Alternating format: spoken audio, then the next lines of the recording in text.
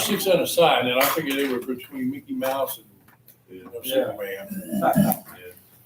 All right. All right, I got 6 o'clock. I think we're up and live on YouTube. I'm sure everybody's heard. Before we get started tonight, I'd just like to ask everybody to keep Commissioner Agee in your thoughts and prayers. His son passed away very tragically in the past few days. So it's hitting their family really hard. I saw him today, and he's having a real hard time dealing with it. So if you get a chance to reach out to him, I'm sure he'd love to hear a kind word and keep him in your prayers. I believe the funeral services are Friday. Visitation starting at 9, and I think the funeral service itself is at 2. Need to wrap that family in prayer. All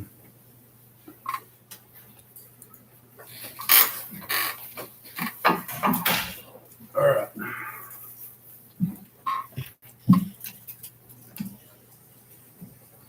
All right. I'm going to have a couple of notaries. Those are pretty standard. Update on the hospital. Saw Matthew out there. He might be able to update more than I can. The folks from Braden and myself are working on trying to finish up the very tail end of all of the closing documents and trying to. They worked on transferring ambulances out of county's name into Braden. Did the change of ownership yesterday. I mean, we're just getting all the paperwork, I's dotted, T's crossed. Everything's going smoothly though. I don't think we've approved like the EMS, like the ambulance service transfer yet though, have we? The what now? Ambulance transfer, or are you just talking EMS? What about, I didn't hear the first part of the I question. apologize for cutting you off. Please finish the lines when you're done. Oh, I mean, that's all. I mean, we've hit no hiccups really with the hospital sale yet. Everything's going smoothly as far as the paperwork, just getting it all filed and getting everybody notified, all the insurance companies, just a big process of paperwork. I think what she was asking was about the ambulance. We had one ambulance that the hospital agreed to pay off, but pay the last payment on. Right, which they did. And then we had another one that we bought, and you had said a couple of weeks ago what it was worth or what you thought it was worth. Yeah, that one's actually. It's actually on the agenda. We cover got that. the 4 original ones that we had when the purchaser signed. The new one that's bought since then is not included. So we've transferred the ownership of the 4 older ones, but the other one is still sitting out there in the county's name. Right. Yeah, we'll cover that tonight. Oh, okay. Yeah. So as far as the hospital update, I everything. want to know when we approved the purchase, when we approved the ambulance sale. I don't recall seeing the paperwork on that. The actual sale of the ambulance service to Braden. We tried. I don't remember seeing. We tried to do them the together and we couldn't. We could only do the hospital. So we went with the hospital, There but we've is- not done any action on the ambulance service as far as I recall. No, if you read through the original purchase agreement, it includes the hospital and EMS. Right, but that was not approved by the comptroller's office. They had to be separated. No, the comptroller No. put them together. They had to go to the comptroller together in one package. They signed off on both together. We went back and forth on it because some wanted it to be all together and some wanted it to be 2 separate deals. But we landed on it went through as one total package. And the $20-some thousand I don't remember the dollar amount. Purchase price was the $1 for the hospital. The rest of it was for the ambulance service. The final payment on that one ambulance that we had financed. So will they be renting the current building that they're in? Yes, it's in the lease agreement for the purchase agreement. And what payment will they make to the county as rent? It's $500 a month, I believe. See, I don't remember seeing any of that paperwork, so thanks for answering those questions. Yeah, absolutely. Yeah, it was. It ought to be 5,000, not 500. Renting a facility like that. They took a tremendous burden off the county. They're taking a business that was losing $200,000 to $400,000 a year. So Not If you gonna got it take in there, you can always go up at a later date. How long a term is like this lease for? I- on the building? I- That don't mean you can't. I don't recall, Have an adjustment in the I future. think it's a 10-year lease. But again, they took an ambulance service that historically has lost $200,000 to $400,000 a year off of the county's back. So, I mean, Dr. Does that Brady, cover the electric bill up there? they'll pay all the utilities themselves. Okay. They're paying the utilities and so. All the utilities, all the fuel, we pay all of our own on that. Right.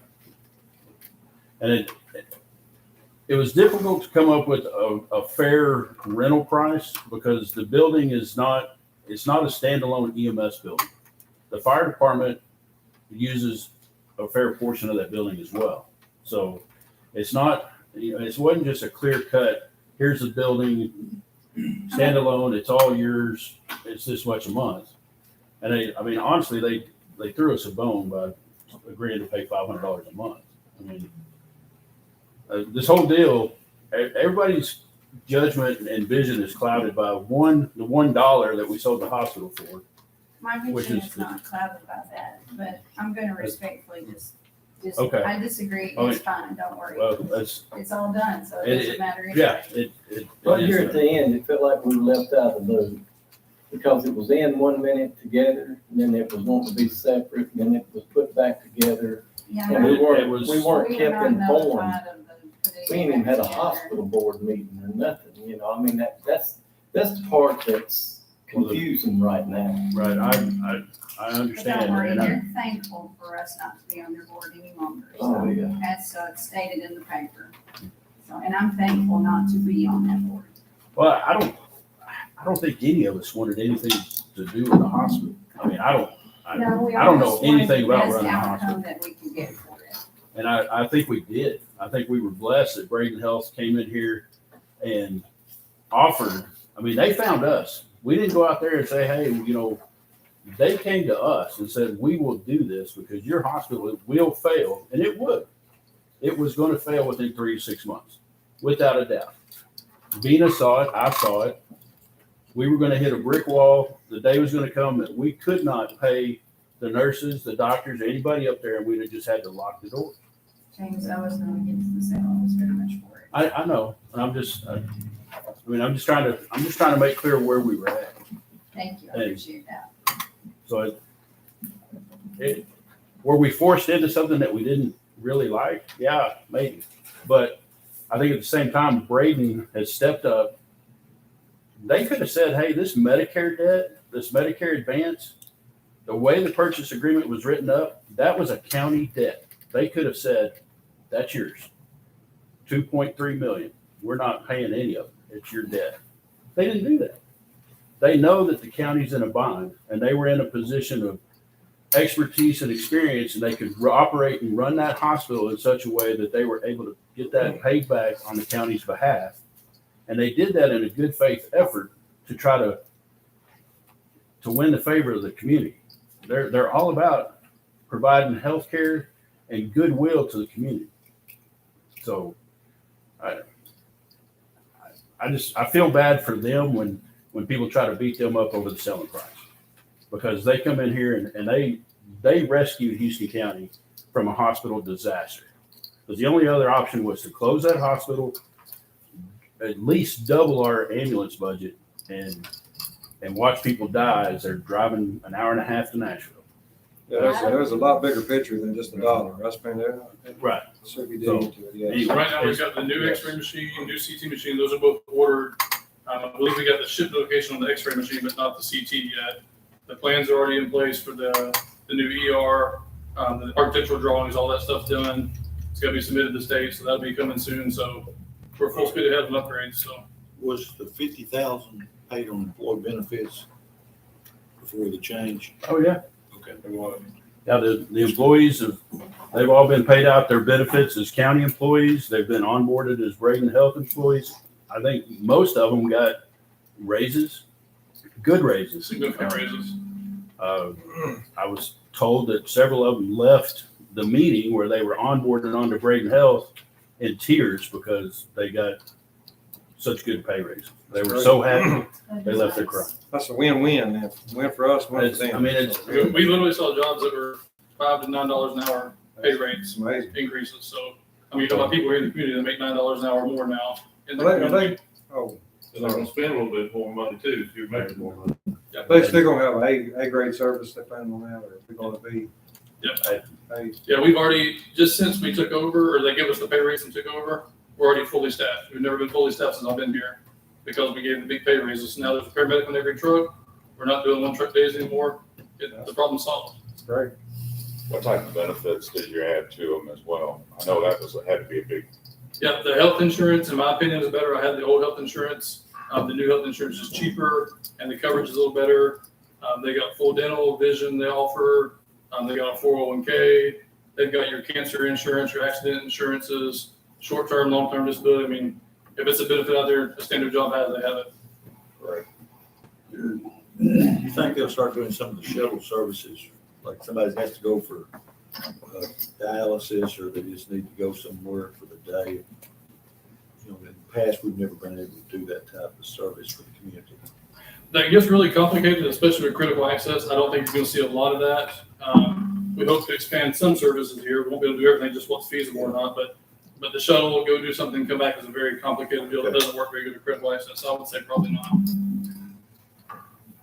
Do you know where we stand or on accounts payable or do you know anything about that yet? it's pretty much everything. Yeah, All I know, the only thing that was out there is the 2 lawsuits. They did a The only- payroll too? Well, there's not any lawsuits, but there's 2 accounts that are in dispute with the previous managers, the lab people. As far as I'm concerned, Houston County should not pay those, shouldn't even consider paying those, because there was no documentation given to the hospital so that they could bill those through Medicare or Blue Cross Blue Shield or anybody else. And we ended up having to self-report those to those entities, and we ended up having to pay back a significant amount of money because we didn't get the documentation. So I don't feel like we owe those. And then in addition to that, that person chose to withhold documentation. Exactly. For the audit process. Right. But outside of that, everything else is paid off before the Right. close. Those 2 accounts are the only thing that weren't paid. So everything, What about Mr. Shannon's account? Do what? Who's getting the money from Mr. Shannon's account? that's the Shannon Family Trust.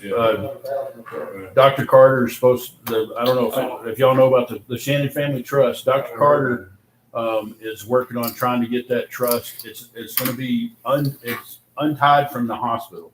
Yeah, we don't have It's a separate trust that was only tied to the hospital because members of the board were also members of the board of the trust. Dr. Carter's working on getting a new board of trustees set up, working with an accountant and getting all of that set up so that they can continue to provide those scholarships to people that want to go into the medical career fields. Braden has nothing to do with that. Dr. Carter's got all of that. He was the secretary when it went down, and so he's got all the. Yeah, we understand all the files, everything are over in his office on his side. Yeah. The monies are actually with, y'all remember Landon Brake that used to live here. He went to school. He's got the monies in an account of Ameritex, I believe it's the name. Is there any movement on the signature lawsuit? It's still there? It's still there. We won that case. They appealed it. It was sent back here, and Judge Wolf recused himself from that case, and now they're trying to find another judge to hear it. That's where it's at. Will that be a judge decided or a jury trial or any idea? I think, I'm not sure. I just hadn't heard another one in a while. It's Dragging on. It's just dragging on. That's $100,000 is the death right there. Yeah, the county has paid significantly just trying to defend ourselves in that case. So, Well, Hetton County basically won it each time it's gone to yeah, the court. And they were even fined one time because they failed to provide backup and so forth. How many times has it been? Been once or twice? Twice. Twice at least, yeah. We won both times. So Are y'all planning on any kind of open house deal with that as we get done? Yeah, once we get things cleaned up, just settle a little bit. We had some heat and air issues over the weekend, so once we get things kind of calmed down, get everything processed, we'll do an open house. And it'll probably have, when we do that, we'll have the ER drawings, so we can show people this is where it's gonna be, kind of concept. And then we'll do another one once the ER is completed and walk everybody through before we open it. Wish her the best. yeah, and privately owned now, so it's back on the tax roll. So Matt, you have left, you're the CEO of the hospital now, and there's a lady that's taking over EMS. Yep, Beth, Right, okay. Beth Fielkowski from the fire department, she worked for us before, she'll be the new operations manager out there, Okay. running the day-to-day EMS. We'll get to that later too. Right, I saw that. All right. Well, the hospital took up a little more time than I thought it would. Solid waste update. Things are still happening out at the convenience center. The new compactor is in place. The hopper from the old compactor was cut off and welded to the new compactor. There's electrical issues. There was a miscommunication between, I guess, me and the manufacturer. The old unit that we had was had a single phase motor on it, and they don't build them like that anymore. The new unit that we got has a 3-phase motor on it, but it has an inverter because they knew that all we have is single phase. But we have to have 150 amp service out there, and we don't have 150 amp service. They didn't tell me it required 150 amp service. They told me it would be just a direct swap. And so we have a 60 amp service. So I got to find out what it's going to take to bump the service up from 60 amp to 150 amp. Or we need to look at trying to get three-phase service run up there. At some point, I'm not going to be in the picture, but at some point, I would suggest that everybody, the commissioners and the That should be able to get. mayor-elect, look at running 3-phase power up there. Should be able to get at least 200 amp service. They run out the back, fully run the 3 phase sooner or later. All this new equipment. You got a phase. It's just gonna get bigger. It's not gonna get smaller. It's gonna get bigger. That's just, I mean, you might wind up having like a wood grinder or, you know, you just don't know what's coming out of the pocket. and I've talked to Joey. I let him know Meriwether Lewis has offered. They originally said it would be $300,000 to put 3-phase up there. That was just they just threw a number out. They went up there and looked at it. Most of the poles that the power lines are on do not have to be replaced. So they think they can run it for about $150,000. And then I was contacted by Cass Rye. He's the chairman, or he's on the board at Meriwether Lewis. And he said that they're willing to do the $150,000 and do it at either no interest or very low interest for terms, 5 to 10 years, whatever the county can afford.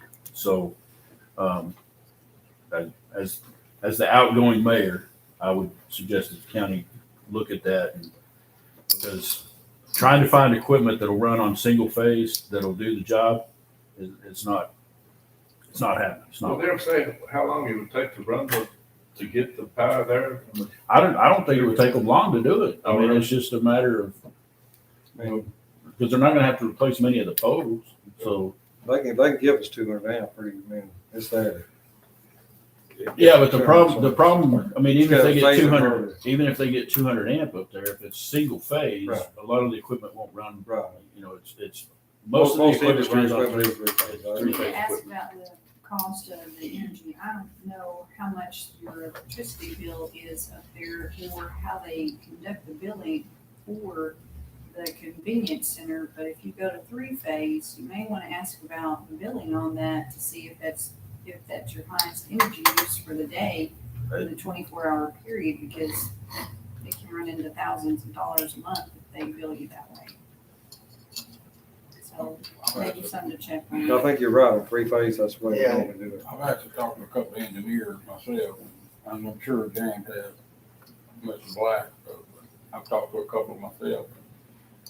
They're telling me that you could damage the equipment running it on one phase. Right. If it's designed for three Yeah. phase, that's what it needs. He said you could damage the equipment, it may not last as long.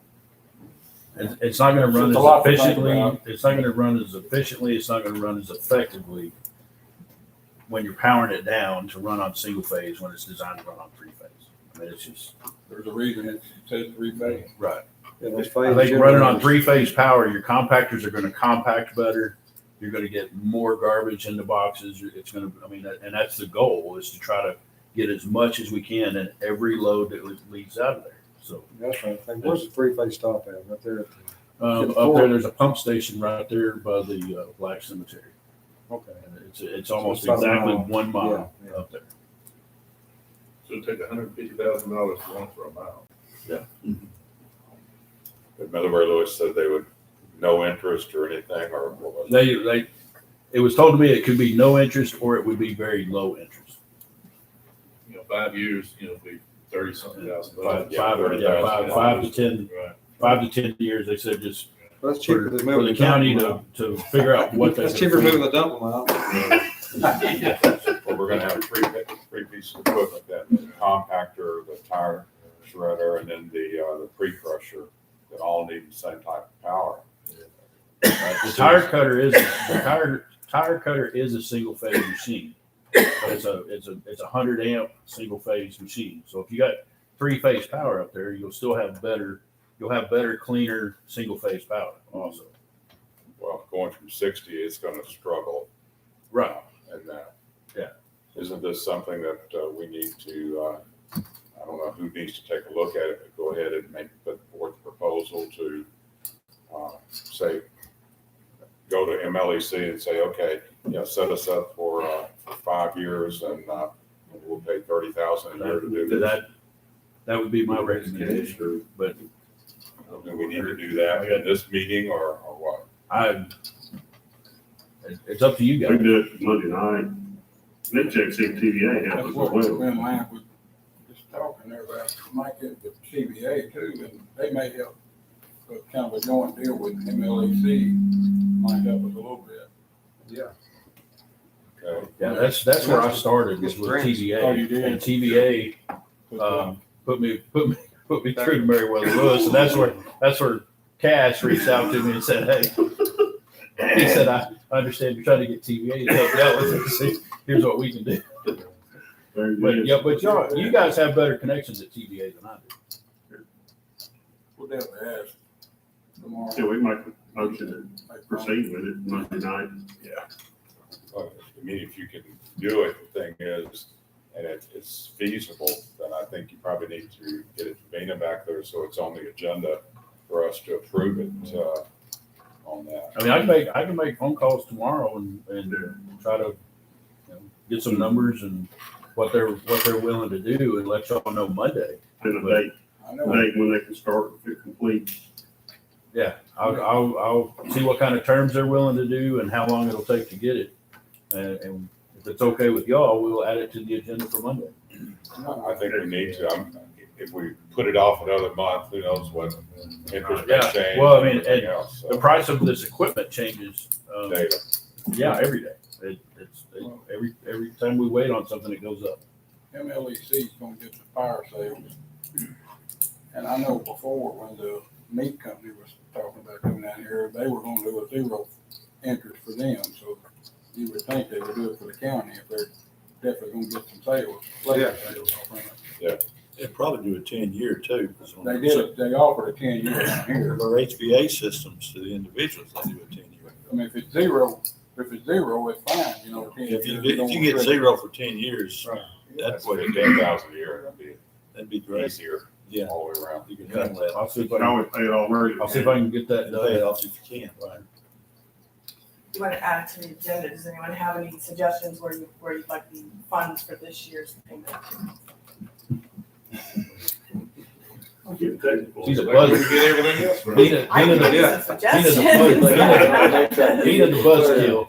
Or you've got money coming back from the AMA service, which is part of the, ARP money.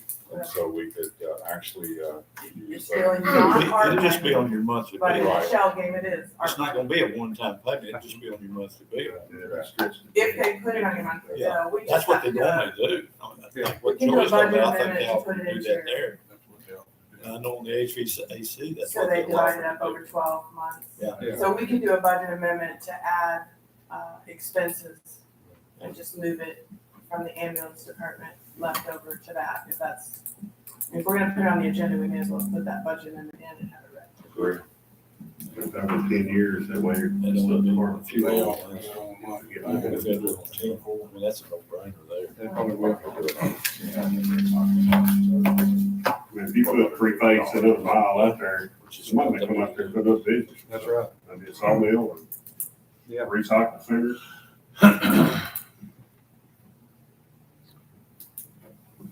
All right, I don't have anything else on solid waste other than, I don't know if y'all remember, we had one of our open tops caught on fire. We finally got the insurance money on that, and we put that money towards a new compactor box. The whole goal is to hopefully get away from using those open top boxes altogether. Put everything in compactor boxes, we can compact stuff in there better. So I ordered a large compactor box for the new compactor, which will give us, it's an extra compactor box, so that'll give us more storage and compaction, transportation of cheaper, hopefully get rid of the stuff cheaper. Is that a 5 or 8 or? It's a 24 foot, it's a, what do you call that? 30 yard, 40 I yard. think it's a 40 yard. It's a 40 yard compactor box. Yeah, it's a big one. That's what we need. What about the welding shop that was gonna check on fixing the tore up boxes? I did. The welding shop that was going to fix those was the one that came out and changed the hopper over. And I got a price on, and considering Houston County's looking at, the new compactor and trying to get this pre-crusher and all this other stuff, I don't know how much work we want to do on those open top boxes. The quote I got to fix all 4 of those boxes was $36,000 because of material. Box. The old prices is about the same, but I haven't priced a new box. I just got that quote today. They emailed it to me today. Okay. And that's to fix all 4. That's to fix all 4. Yeah. Since we're on Yeah. convention center, did y'all ever order cameras for out there? I got a quote for that today as well. The cameras is there's still a lot to talk about. We talked about cameras for the courthouse and we talked about cameras for the convenience center. We set aside right at just under $10,000 for cameras. Well, like everything else, the price of camera systems has gone up. The quote that I got, the most recent quote that I got from Perigo, which is the best price I've gotten so far to put cameras at the convenience center, is right at $5,500. To do the courthouse, the estimate, Vina found it today, and it's outdated, was about $7,500. So we've allocated enough money to do one or the other. Now, if we go over $10,000 for cameras, probably need to put it out for bid. But if we put it out for bid, that's another 30-day process, and the price is going to keep going up. So, it's me. I'd say bite the bullet, do the cameras, and just, I don't know. But I think if cameras would help deter out of county and illegal dumpers. yeah, Especially well, if and you we put a sign up that said something like out of county dumpers or illegal dumping, would be $1,000 fine. They may just pay the cost of their own. Right. fine. And if it comes down to a choice between doing the courthouse or the convenience center, we have a lot more problems at the convenience center than we do here at the courthouse. I mean, not that I don't want to put cameras in the courthouse, because Accidents we and need them. everything else up there. But, I mean, because of accidents, vandalism, theft, those things have happened, they happen up there all the time. We desperately need cameras up there. nobody's broken into the courthouse in the last 10 years that I know of. Could something happen here? Absolutely. But We're talking about, we know things are happening out there. we're talking about adding 3 phases to Monday night's agenda. I think we ought to add the cameras too. Well, the cameras are already done. I just, So we can get them. I We mean- okay it to get the ones for up there, or if necessary. Cameras are already in your budget. The solid waste Then we committee, just I need to- believe, met and Right, said, we need get the the approval to cameras. go ahead and get them. It what went I'm up a saying. little Right. bit, but that's to be But expected. So we I can didn't want to do the these. cameras because $10,000 was allocated to do the courthouse and the convenience center. I but think we need- that's- I think we need That's to not, do that's that. not enough to do both. So, Convenience center, go ahead and get them ordered. okay, I'll do that tomorrow. Get them in, Is that great? get the system up running good. Yeah, I mean, Maybe maybe, easy transitions before. maybe, yeah. And this will be where somebody can log on remotely. Yeah, it'll have cloud access and everything. That's Miracles and. I'm gonna try to, because Jeff Perigo does everything for 911, I'm gonna try to get him to set that up so that it'll be, if there's any kind of alarm or alert that, somebody's out there, it'll go straight to the 911 center. They've got monitors and everything in there. They can see it right there. No reason why they can't do that. All right, I'll get that. B, did you make a note of that? Thank you. All right, anything else on solid waste? I think the Houston County Coalition update, that'll be Monday, I'm guessing. Yes. All right, moving on to new business. We got the approval letter from the comptroller's office saying that they approved our budget for fiscal year 23.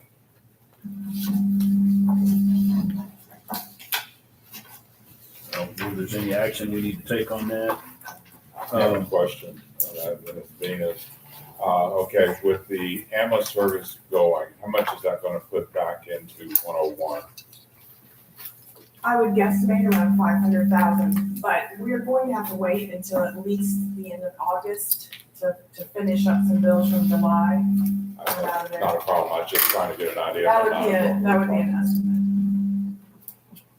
Okay, so about roughly half a million. This is the last week of paying payroll. The last week of paying Getting back feedback on this one. payroll for the ambulance department, so, we shouldn't have any other major expenses except some final bills coming out. This money will go back to 101, is that correct? It will stay in 101 and it'll be there for you to decide what to do with it. Now, it is not ARPA money, just to make it Right, we clear. took it out, so Yes, it's no longer it's- ARPA. Yeah, we yes, took it I out. know, it's just a really complicated, because when you get further down, the really complicated stuff is coming. Just warning you. Yeah, it's Yeah, on it's- the comptroller's letter, I had a question about their paragraph on the back about the American Rescue Plan Act and their little, not little, their paragraph there. What information is that gonna have on our budget? That is just them acknowledging that we took those ARPA funds and put them into our general services. And we didn't say that there were any specific projects we were doing with our ARPA money. And that's exactly what we did. It's gonna make it easier when they audit down the road. But what we did is because of that additional funding, we put the projects we were going to do with ARPA money into our budget in separate line items. They're all there. Thank you.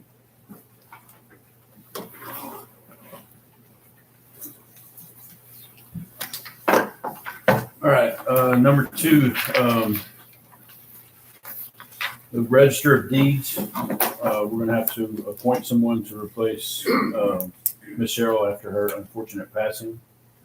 So we'll have to do nominations and all of that on Monday and select a new Register of Deeds that will serve in that capacity until the election in November. You know how many people have voiced an interest that would like to be considered Monday night? I've been suggesting anybody who's interested in it, reach out to their commissioners. So I know Miss Linda Lambert absolutely is interested in it. She's doing the job now. So, Yeah, she sent me a letter. It's only gonna be till November, so I mean. Not a big thing. Right. Number 3 is the ADA transition plan. And I don't know if y'all remember, this is the federal government mandated that every county in the country would have an ADA transition plan by 2020. And it was never done. They gave the counties way too many years to get it done. I think they mandated in 2000 that they gave all the counties 20 years to get it done, and it just kept getting put on the back burner. Well, this is Houston County's ADA plan. GNRC came in and evaluated all of our county facilities and buildings and came up with this plan, projects that need to be done to get our county facilities up to snuff as far as being ADA compliant. So I think moving forward, it'd be a good idea for the mayor-elect and the building committee to review this plan and maybe each year during the budget process, just come up with a plan to upgrade and renovate some of those buildings and facilities and try to work towards fulfilling this plan. This money this plan is directly tied to TDOT money. So if we hadn't got this done, we could have lost TDOT grants, and I foresee them wanting to come back and check and make sure that we're actively working on these to continue those grants coming to the county. So, probably be a good idea just to stay ahead of the game and work on those. Number 4 is a resolution for the highway department to erect a speed limit sign on Jim Clark Road. If there's any questions, Ms. Teresa's here. She loves speaking in front of people. They won't having a 35-mile-an-hour speed. I think 35 is fast enough. Are you going 35? These little county roads. I rode through there the other day, 35 was Yeah. no more. Is that what you're doing? Yeah, there was, over the last probably couple of years, we've had a few calls, but the volume kind of amped up after July 1. There was a wreck. It's hilly, it's curvy, and there's some hidden drives. We put children at play. We put hidden drive signs. It's used as a cut-through road, and people fly down it. So if it's an assumed 55 mile an hour if it's not posted. So just an effort to try to do something else and something more can't hurt. And it would just require 2 signs. It's a 1.25 miles long, so just 2 signs on each end. So we've just had a kind of escalated calls about it. I thought I'd put the ball in y'all's court. Yeah, I know 2 or 3 wrecks at the very end of it, right behind fishing post. Yeah, that was the one. There was one at the Rise there, July 1. Yeah. Or shortly after that. So a few other landowners have called me, residents. All right, right at the end of Jim Clark and 46. That's where that was wrecked right there. Yeah, well, this one was closer to 49. Usually 1 o'clock in the morning. Yeah, I know. People fly down through Thanks there. for putting up a new sign. Some new signs across the county. Yeah, that was a part of the TDOT safety grant initiative that we got. $250,000 worth of striping and signage. They do the crash data, and they looked at the fatality rate and the crashes that just have injuries, and they kind of decide. So, a lot of times people are like, why'd you stop the striping there? It wasn't up to us. It was paid for, and all the work was completed by TDOT. So if we had the funds, we could have tried to, kept going with some of the striping, but we didn't have the funds for that. But we did get our FEMA money, so that's in our account. And we got close to $1 million. Long kill, have you bid it out yet? Yeah, we bid it yesterday. Okay, good. And while we're discussing that, Monday, we're gonna have a highway commission meeting, 5:30. So if anybody's on the highway commission, that way we can get a quorum and get this passed, because Jenkins, they got bid. That's who I'm gonna request to approve. And, they came in low, but it was actually $60,000 more than what we projected a year ago because of materials. But FEMA's gonna pay 90% of that, so, that'll happen. That's gonna take time, but we got a big chunk of our money, that we can use to pay for this, so. I'll get that, we'll get that approved and they're ready to roll. We just have to move some gas line and water line, the city of Erin, and we'll get going with it. Thank you, Teresa. All right, moving on to number 5, resolution for the TDEC ARP funds for the jail sewer project. If y'all get confused, let me know. But there's 3 separate water and wastewater projects that the county is working on.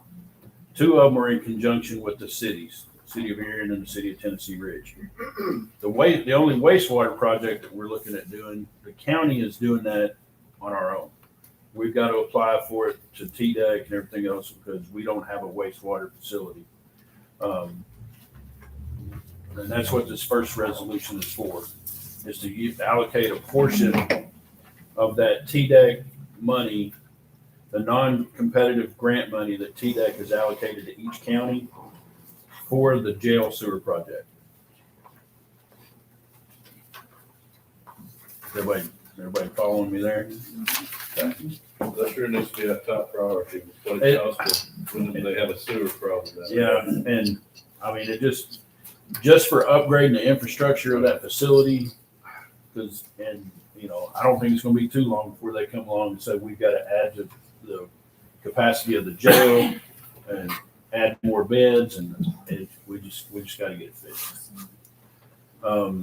Moving on to number 6. Number 6 is a resolution for the match money that we've committed to the cities of Erin and Tennessee Ridge.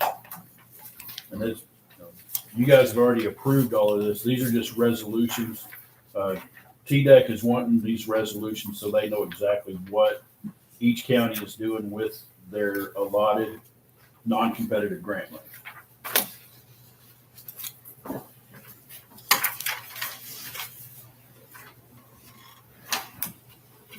And then number 7 is a resolution to transfer, because that money is allotted to each county. We have to do a resolution saying that we're going to transfer our allotted portion of that non-competitive grant money to the 2 cities. That way the cities know what are going on and the state knows what's going on. And then number 8 is simply a letter explaining all of that to all of the entities involved.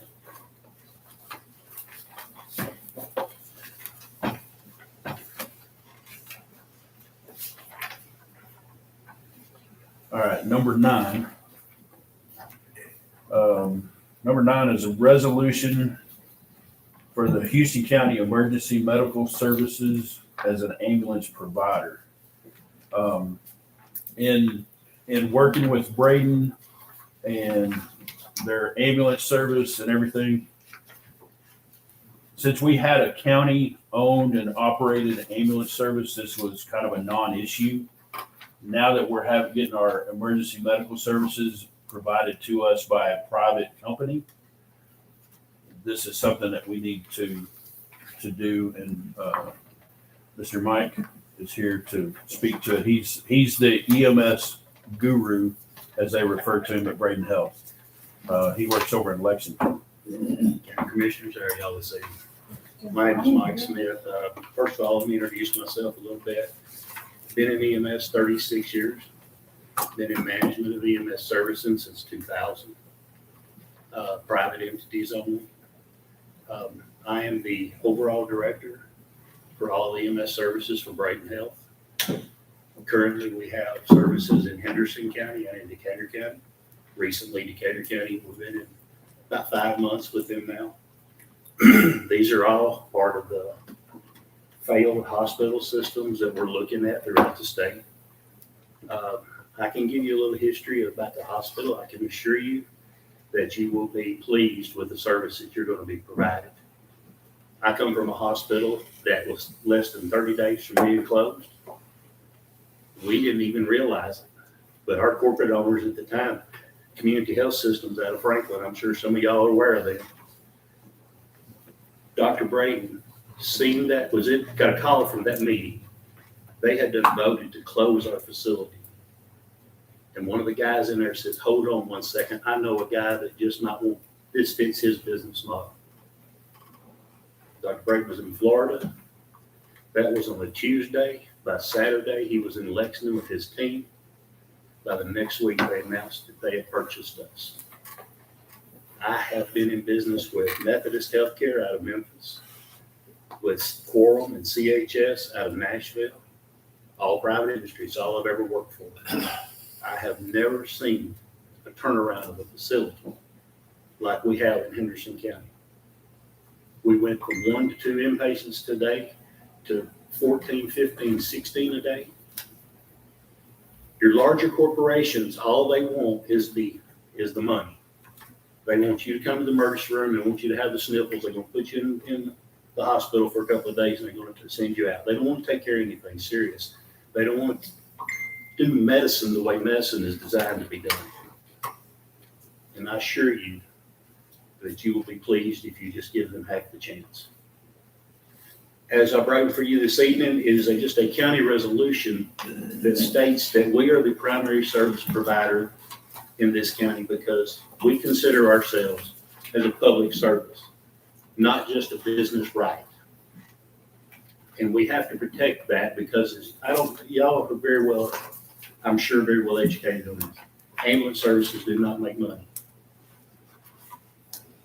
Our business model keeps it out of the red by taking away a lot of the regulatory oversight that department directors have on I manage three services as of the first.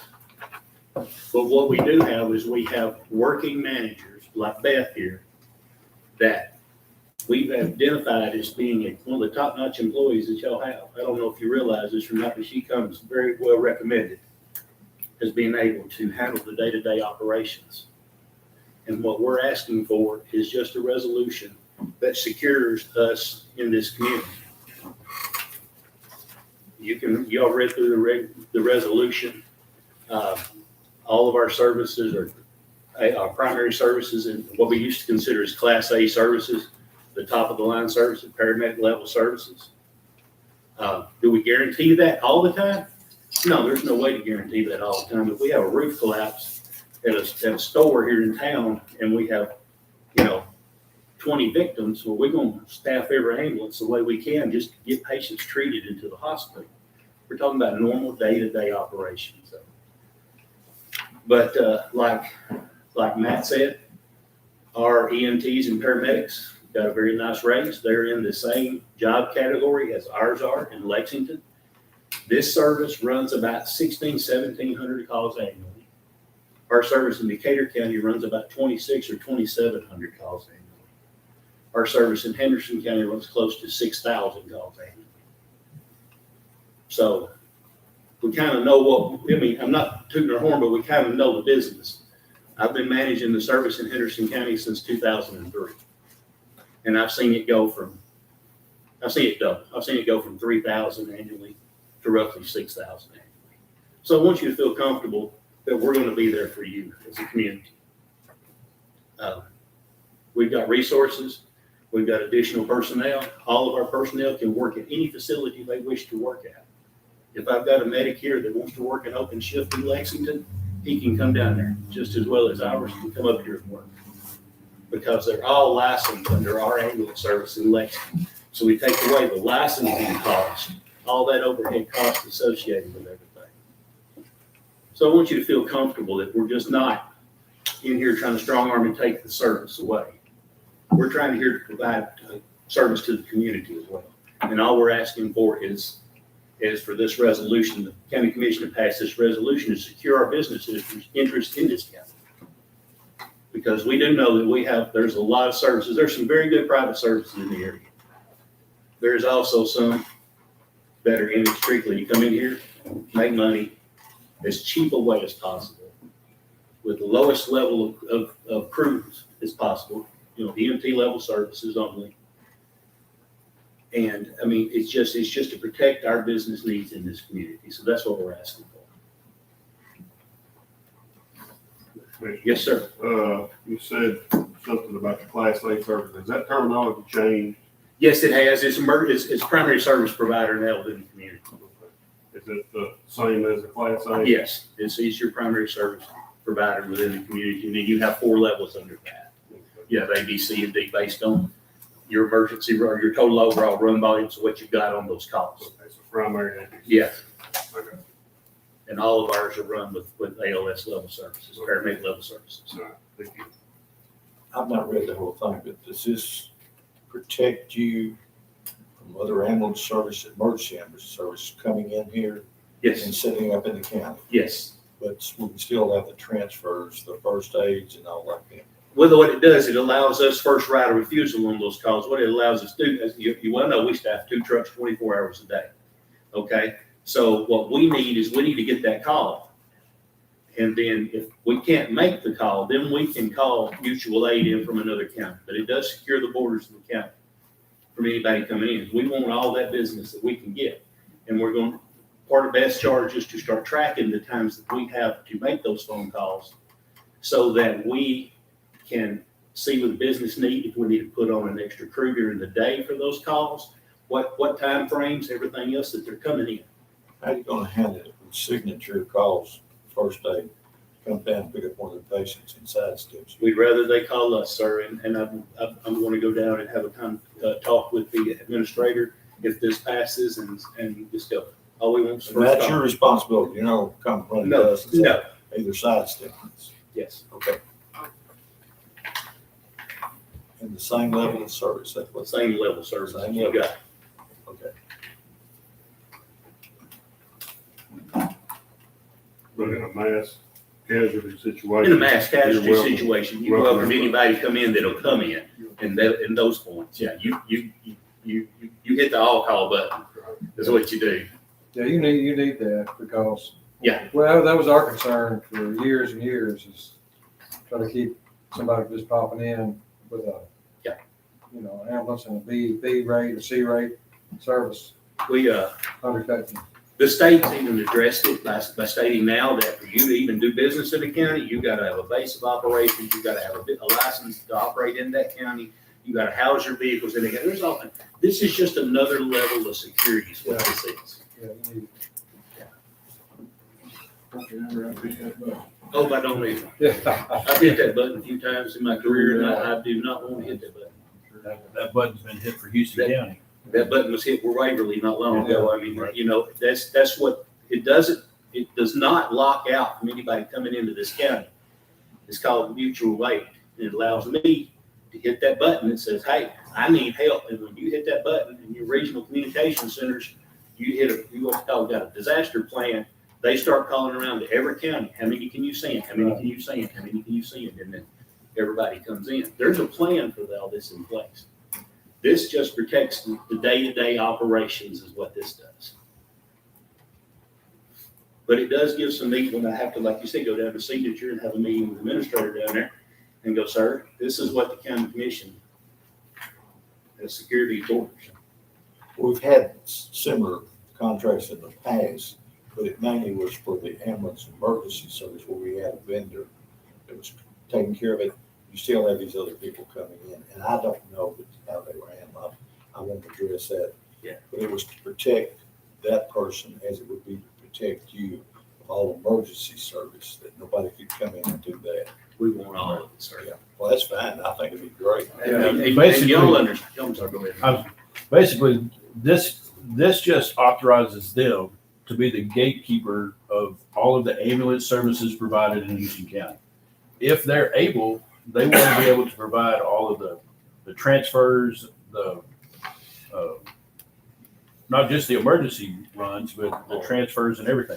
Now, if they're busy and Signature has a transfer or something that they need done, they can reach out to AMR or somebody and say, hey, we've got a transfer. Can you come down and handle it? Exactly. But We do it every day. But they just want the ability to be able to make that call on their own. Like I'm saying. On most transfers, you don't have to have a EMT and a paramedic both on.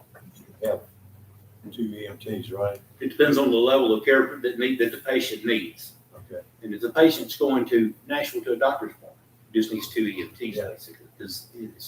If the patient has a fractured ankle, something like that, and the patient has received medications with pain medications 30 minutes prior to them leaving, that can go by 2 EMTs. But if the patient's having chest pain, we want to send the paramedic with them because that could be a cardiac event. It's going to be a cardiac event for transferring, and they need to be monitored during I transfer. always thought that's a lot of money going out of the county when other people coming in to get it. So if you can get it, that's great. Well, I mean, I know y'all understand because y'all fought this for years, the low call volume. And so that's the reason why we need every call that we can get, and we want every call that we can get. And if we see these numbers start increasing, then we'll be able to staff more, but we got to see the numbers first. But what all across the state of Tennessee, these resolutions, you have what's called an open county and a closed county. Most counties are closed counties. That means these resolutions have passed and nobody goes in the county to do business because they won't issue any type of license for them. The Houston County right now is an open county. And that's what we want to do. We want to close it. Okay. Any other questions or comments for Mike? Appreciate your time. Thank you, sir.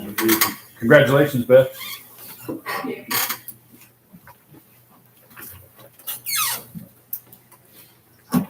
All right, number 10.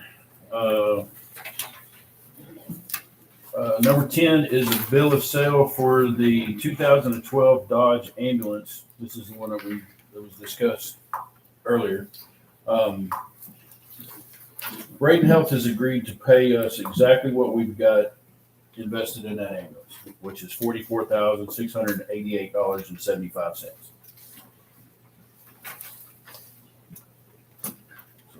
Is this a different ambulance or the same ambulance that was included? The 20,000, is this an increase up to 44, or is this? No, it's a different ambulance. It's the last one that was bought and outfitted for the county, correct?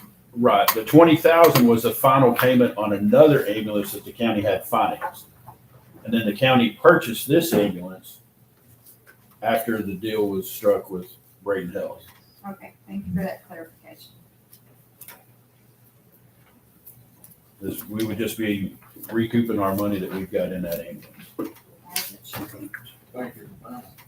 Absolutely. That was the deal we said at the beginning, is we just need to get on the road. We'll reimburse for it. So just hold the fire into the word.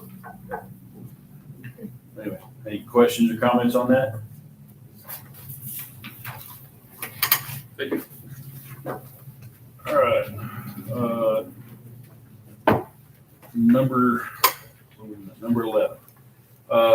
Number 11 is an E911 board appointment with Matthew Williams no longer being the director of EMS and us no longer owning EMS.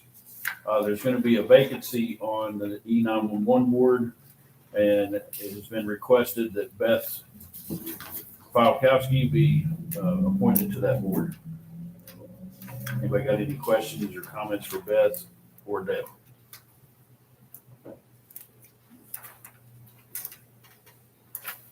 Good luck. All right, congratulations again. Congratulations.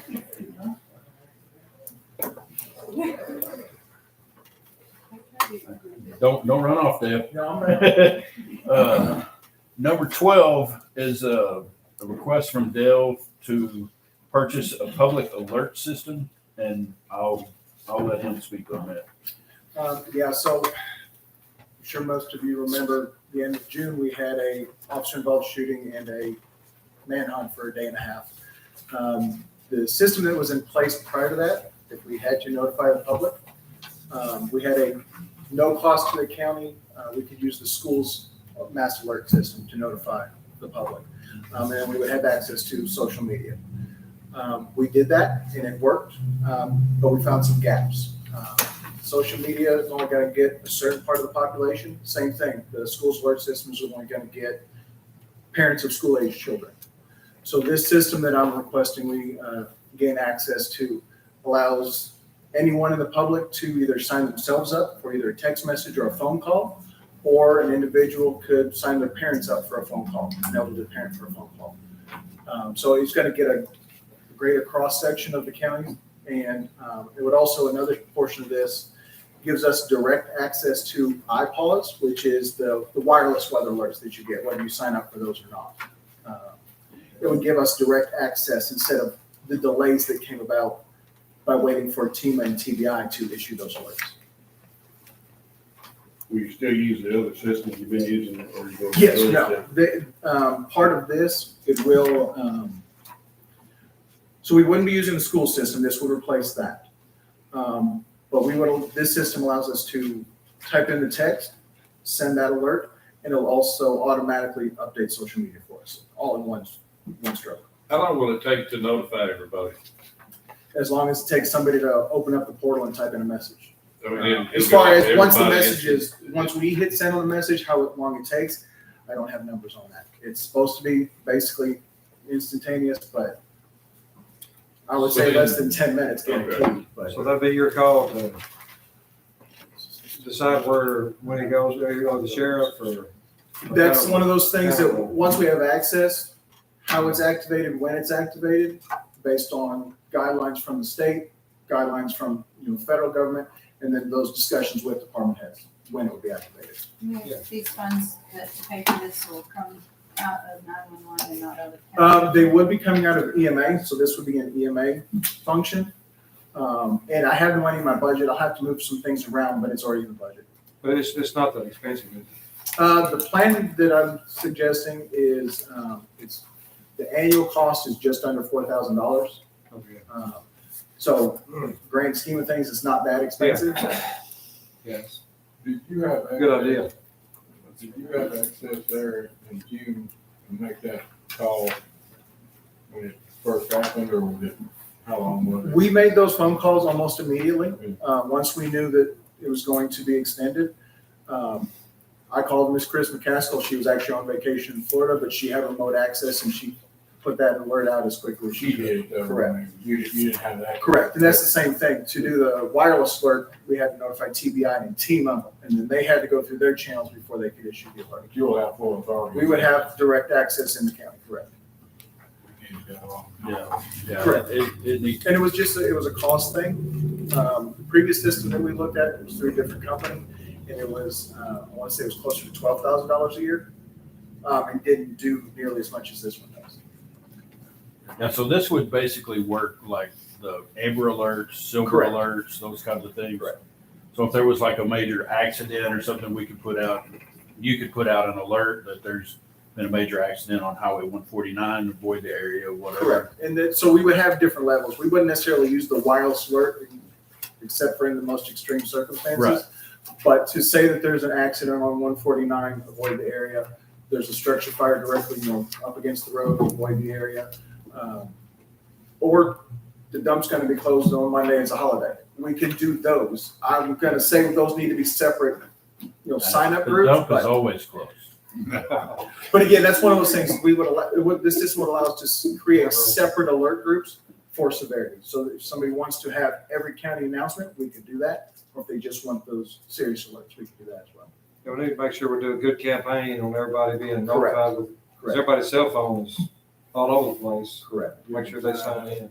Correct. Get some time to. Now, the wireless alerts through the iPause, like the Amber Alerts and the Silver Alerts, they would not have to sign up for that. They have a phone, they get those. Yeah. But correct, the rest of them, we would have to do a campaign to get it. So a high level emergency would go automatically correct to everybody. Tornado in the middle of the night. But to get just basic information about minor accidents or whatever, they can sign up if they wish to. Sounds like a good program. Yeah, it does. Yes. All right. Any other questions or comments for Dale? Thank you, Dave. Thank you, sir. All right. Number 13. The sheriff is requesting to surplus, looks like several duty weapons, seized weapons. See that folks in here? Those are a list of seized guns and the duty guns we're carrying now.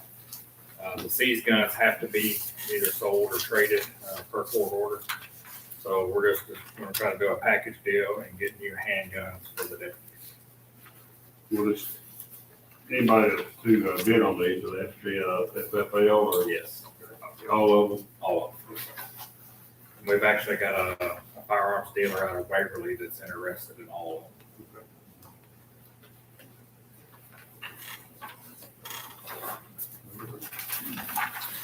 All right, any other questions or comments for Mr. Bryant?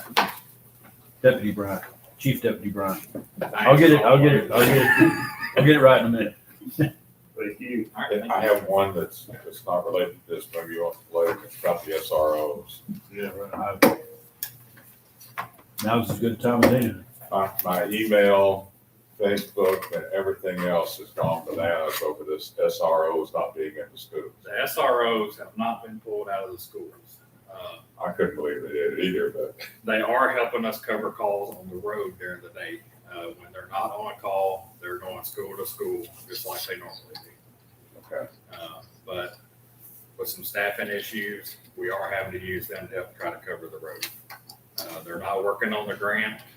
We're paying them out of our budget. So the grant is on freeze right now. Looking like that's gonna be a temporary thing.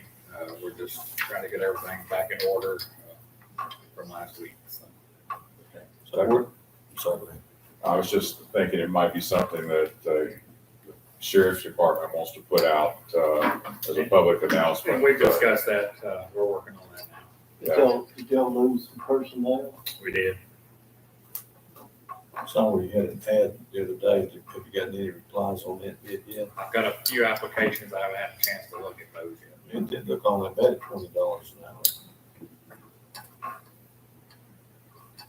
How does that, I know that's less than the surrounding areas, but is it sort of competitive? It puts us in the middle. The biggest hang up now is the retirement. A lot of younger officers, that's what they're drawn for, is the retirement. Maybe we can do something with that now. Now, our retirement begins now since we've moved the hospital, right? Yes, I reached out to our representative and we're gonna have to have a meeting with him, waiting for the changeover, to have a meeting with him. And then there's a certain amount of time before it'll actually kick in. What we're hoping to do is have sign up for retirement, because anyone that's currently employed will be able to make a choice. I was hoping that could happen in October when we do our open enrollment. It's hard for our shift workers to come in for all of these meetings, so if we can do it all in October, it just makes the most sense. So we're hoping sign up could be in October, and then I believe the deductions would start January 1st. And we've already budgeted that It's initial already amount in budgeted, there. ready to go. Yeah. Retirement's coming. Retirement is coming. You've been hearing that for a long time, but we're getting there. All right. Thank you, Anything Brian. else? Thank you.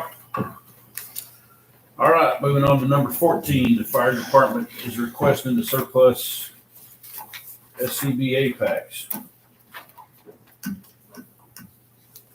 What's up, buddy? Anybody got any questions or comments for Chief Stanley? Somebody getting rid of me.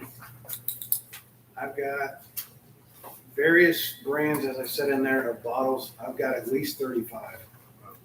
Where do you surplus that kind of stuff at? Basically, Go on deals. deals, yeah. Go do. Or put it out maybe on Facebook, some of the fire department pages. They're all outdated. People are not gonna be able to buy them and put them back in service and use them. They're old. They're too old. You're not gonna get much out of it, Marty. No, if anybody wants them to make a lamp or anything, I'll be more than happy to give you one. You can't give away county property. Oh, I'll trade you something for that. Nobody. Yes, sir. But I know the city of Erect possibly might take a couple because they've got new rescue boats to blow up rescue boats, and you can fill them off one of those bottles. So I'm talking with them to see if they could potentially use a couple of them but the old steel ones especially, they're way outdated. And the fiber wrapped ones are, I'm fairly certain, are pretty outdated, and if they're not, they haven't been tested. They haven't been hydro testing in probably at least 10 years. So we can't use them. We've got MSAs now. The bottles that are there are Scott and ISI. The story behind that you guys have, that was done before I got here in 2018. So that deal fell through. So now they're just laying around taking up space, and I don't like it. I'll get rid of them. All right. Thank you. Thank you. Thanks, Chief.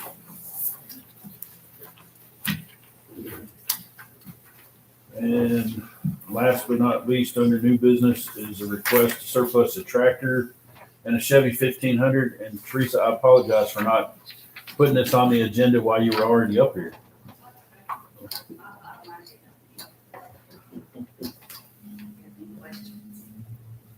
Anybody got any questions or comments for Teresa on the old tractor and the truck? This be on Gov Deals Yes, too? yes. How many hours does the tractor have on it?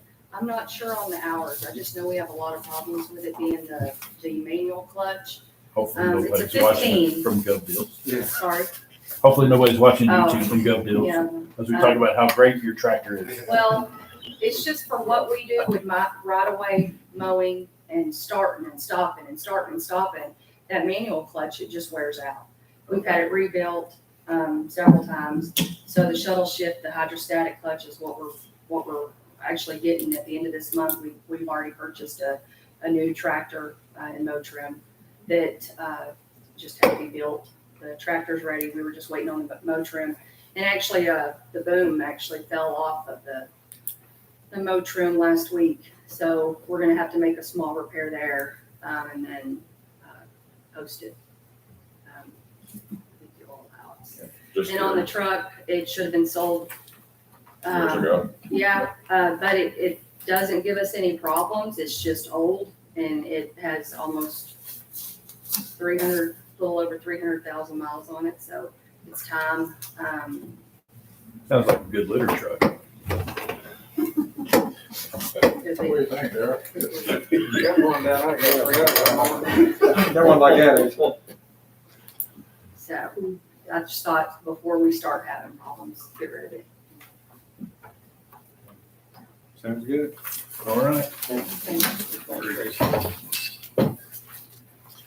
All right, budget amendments.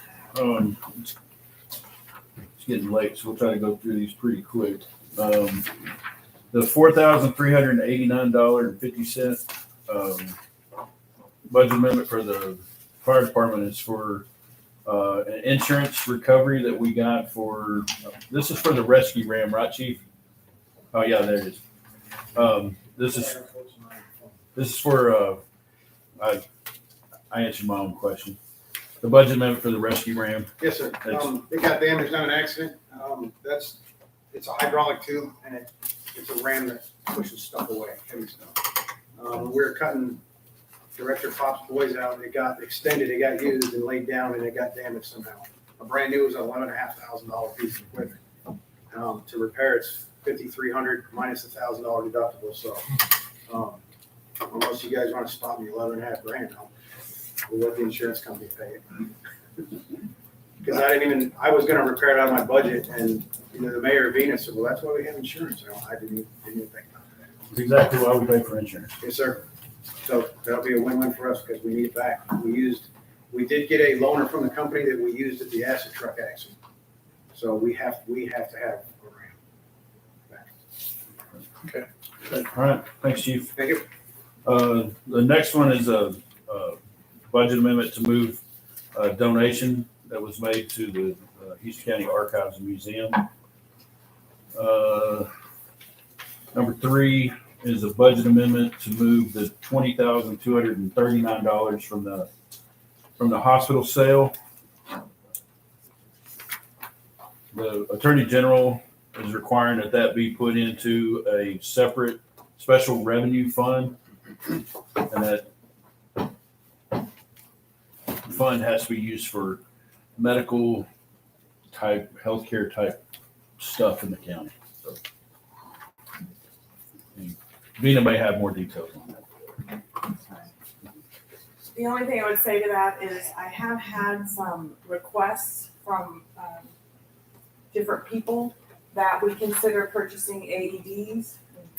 Probably have people that can speak better to that here for different facilities in the county, the courthouse for one, Signature Healthcare for another, so that they would be readily available if we had any emergencies at those facilities or close to those facilities.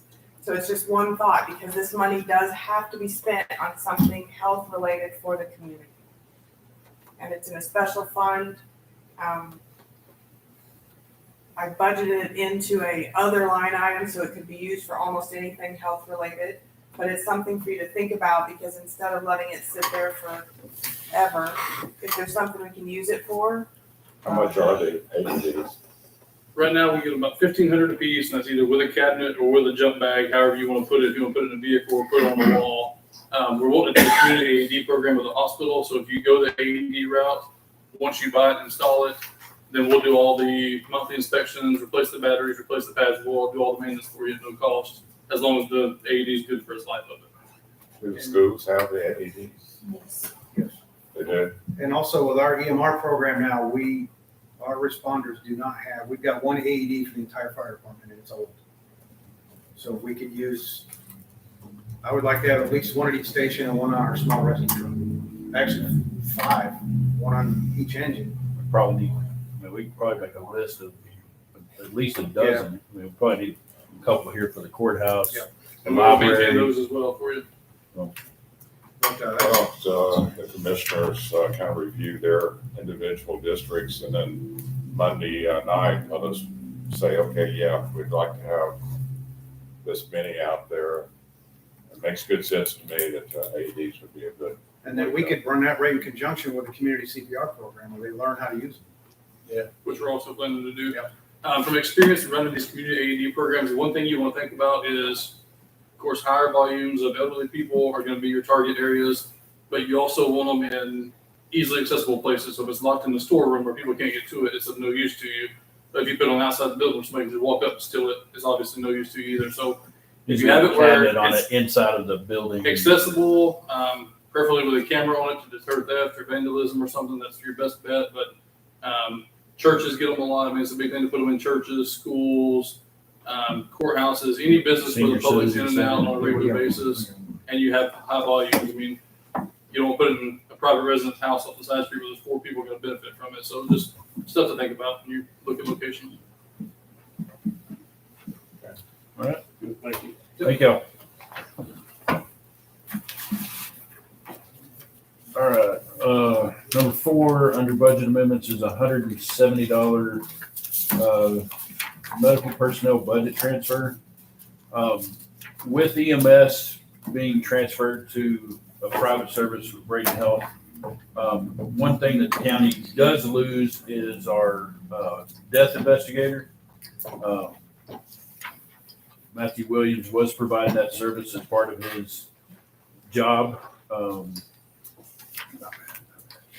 And so what we're working on is trying to come up with a rotation of paramedics and EMTs that are interested in being death investigators.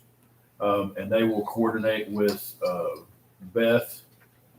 So when those calls come in and a death needs to be investigated, she can have one of those paramedics or EMTs on call to come in and do that.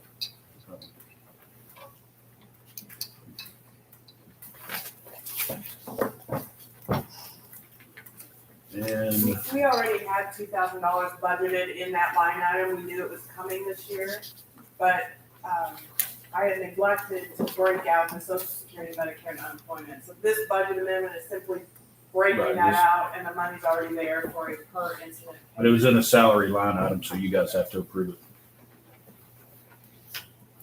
And number 5 is $80,000 budget amendment.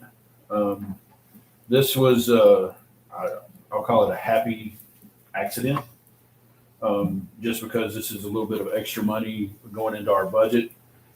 With the county clerk changing the way he's paid, he's no longer paying himself from the fees of his office. He's on the county payroll. So the fees in lieu of salary that he collects at his office will be going into the county general fund. That money was not counted as revenue when we went through the budget process. So this is simply adding that in as revenue. Do you have anything else to add to that? Well, it is, because I never used to see that money. It never flowed through our office. It stayed in the county clerk's money.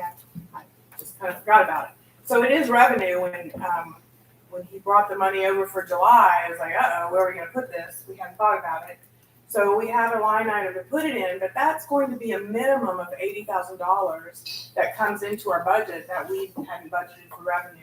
I really think it's going to be closer to $100,000 to even $120,000, but I'm conservative. He always covered his own salary out of his own checkbook, so I put a little bit in there and put that in. But that's the good news. The bad news is we also have some line items that already I can see are short or are going to be short. And that's why I'm putting this $80,000 in there if it's okay with you. And there's other things you can choose to do with this if you want, or it could just go into the general fund and sit there as unassigned fund balance. But our liability insurance was higher because our ambulance and hospital transfer didn't happen. All of our insurance payments were higher than expected. The good news on that is that normally we pay our insurance July 1st, and that insurance covers us until July 1st of the next year, no matter how many things are added or taken away throughout the year. Doesn't matter. But this year we knew that we were, our hospital was being sold, our ambulance was being sold. So they agreed that once that happened, they would prorate it and give us a refund. So I expect some of this money to come back. We haven't been able to do it yet, mainly because we have to get that ambulance sold. We couldn't not insure that one ambulance. So with your agreement on Monday night to sell that ambulance, on Tuesday morning, I can call our insurance and say, okay, prorate it from today. So some of this money will come back to the general fund as a refund. Shared taxes for Stewart County. We had a lawsuit over TWT, or I think it's Kaufman Engineering, that went on for years. And it was settled at the end of our last fiscal year. And in that settlement, there are some back taxes that they have now paid that I have to split with Stewart County. I talked with their finance director today. They believe they also owe us a little bit. They're going through it. Once we come out and figure out what we owe, we're going to be short in that line item. So I added some there to cover that. Our preservation of records, because of all the records that came from the old jail, most of those probably are going to be able to be shredded, but they have to go through them, every single piece of them, and that's what they're working on right now. But that means we're going to have Shred-it come and do some major shredding, and that's going to cost us some extra money there. Our workers' compensation, also because we had our ambulance workers, hospital workers on there, that was higher. I expect we'll get some of that back. We're having an audit next week on that, but we are upside down in that line item because we had to pay for the whole year. And then finally, you see that $47,330. That was what was left over from the $80,000. You had the ADA transition plan there. We have some work to do. I figured you all would have the building committee prioritize what needs to be done and start getting that work done. You could use that money. $47,330 would get you some work done this year. So it would let you get started on that. You were talking about the additional $15,000 perhaps that we may have to pay for MLEC to start that project. I can up this fees in lieu of salary coming in to $95,000 and cover that $15,000 under this if you prefer to do that instead of using the EMS money. Just another option, whatever you'd rather do. Like I said, I think $80,000 is pretty conservative for what comes through the county clerk's office.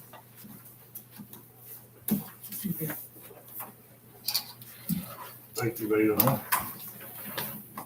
That's it.